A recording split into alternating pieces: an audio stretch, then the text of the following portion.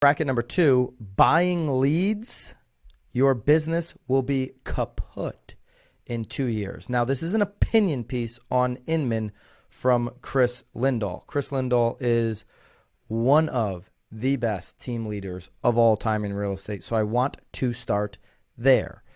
That being said, I hate that phrase. I don't know why I use that. That being said, I hate that phrase, and I use it from time to time. Anyways, Chris goes on to say that basically if the majority of your leads are coming from a third-party source, so you know all the names, you could say paid, you're buying leads. I would even assume that he's talking about the referral, third-party referral sources, right? I would assume he's clumping that all into the same category. So he says if the majority of them are coming from these types of places, then your business is done in 2 years. He makes it very clear. He's not talking about your business being done in 2 years because there's a real estate bubble coming. He doesn't believe that. That there's a huge real estate crash coming. He doesn't believe that. He believes that basically if you're buying leads, you're done. Now, what does majority mean? To me, what does majority mean to you, Nicole? The majority of your transactions aren't generated. This is what he says. The majority of your transactions aren't generated from a platform that you own, then you won't be around in 2 years. So what's majority mean to you? In my mind, a majority is over more than 50% of your business. That's okay. In my mind, that's what majority is. Yeah, it's the majority, right? I'm right there with you, over 50%. Okay, so you got to think about where am I on my Zillow leads, on my realtor leads, on my Sphere leads, on the leads I'm generating through content, through open houses. You take all your lead pillars, and am I over 50% on things that I generate? And he's arguing that it should be a platform that you own. So he's going tech-based, right? So right. Open houses would count, but is that really something to count on long term? I don't know, right? Do you have a great system? There's a whole bunch of different layers to that. The majority conversation, I believe, is over 50%. And I've always said, to our team is we want to make sure our paid leads, we want to have such a big business that our paid leads, these third-party leads, are ideally only 25% of our business. Now, last year, 2020, we were over 25%, but we were not over 50%. Okay?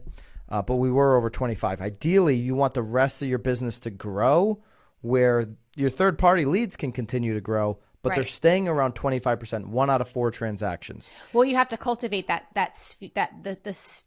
what those leads are now, like they're part of your sphere now. So you have to cultivate those in order to get referrals from the paid lead. Yeah, that's exactly where you need to go. And it's interesting that Chris didn't go there because I'd argue that it's okay maybe to be 30, 40, 45. Heck, even if 50% of your business right now is third-party leads, that's okay. What are you going to do with those past clients over the next 2 years? What type of content are you delivering to them? What type of value are you adding to them after they become a homeowner with you?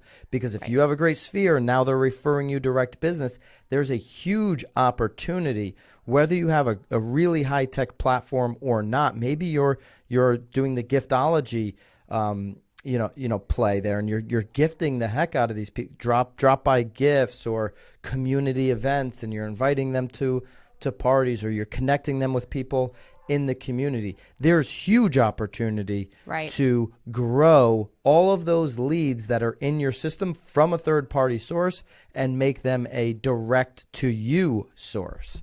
So I like loading up over the next 2 years. I don't think you're going to be kaput, even if you're 50%, if you're paying attention to how to add value to them long term. What's the lifetime relationship with those clients look like? Now, past clients, relationship, right? You've got to add value year after year for them to consider using you or sending you a referral again. And that's where we should all be thinking. But he's got 4 bullet points here. Number 1, find out if you're actually the visionary leader you are. Calling out the industry. Love this, Chris. So he's basically saying, like, do you have the kahunas to go out here and generate your own business. That's what I get out of this. Do you get something else out of that, Nicole? No, I think I mean, that's exactly what he's saying is he's putting people in the right, really in the right spots. Maybe if you're not set out to be this, you got to put yourself somewhere else for sure. Build the dominant brand in your market. Number 2. I mean, Nicole, we haven't been talking about this forever. We haven't been talking about anything. Right. And of course, right here. And we push all of our agents, not even on our team, obviously, to build their brand to be the most visual out there for sure. Every agent, especially those on our team, should be pushing the heck out of their brand and building it every single day, post by post. Number 3, offer a convenience-based solution. This is where teams can attack the last mile. Okay, so what do I mean by that? What's Amazon's hardest struggle? It's the last mile. What are some of these big companies' biggest problem? It's being able to connect hyper locally. We have that ability to do that. So how can we make these transactions more convenient? How can we maybe assist in the moving process, which everybody struggles with? How can we in the future assist with getting, if somebody's moving from one town to the other, changing all of their their addresses on the million different things they have to change it? What can you do to be really high level solution provider for your clients? Now, it might mean that your commissions go up because you're offering more than anybody, but who wouldn't want to pay 6.5 bananas if you're taking care of the move and the address change? Right? So a convenience-based solution. Number 4, cancel your third-party leads. This is the racket. I'm not advising anybody to cancel their third-party leads.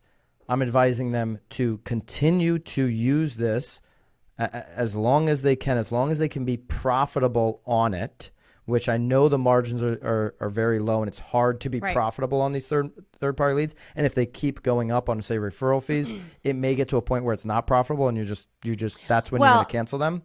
And I think that that's really what he's talking about here, because earlier in the article, he's talking about how a lot of restaurants were really relying on like DoorDash and things to deliver the food, but they were starting to charge an exorbitant amount of money to actually get the food to the individuals. So, but again, these restaurants were now relying solely on these DoorDashes because they never came up with their own system. So again, what you're saying there, I think, is what he's leaning towards here, is that it could eventually get to the point where the referral fees just don't even make sense anymore. So you have to come up with an alternative, or at least start working the leads that you have now. Like you said, maybe don't cancel today, but at least make sure that what you are gaining today as a lead, you are cultivating, so that in 2 years, when it gets too expensive, you at least have that back end. Yeah, I'm calling racket on this because you shouldn't cancel now, because you can build your database so so much right now.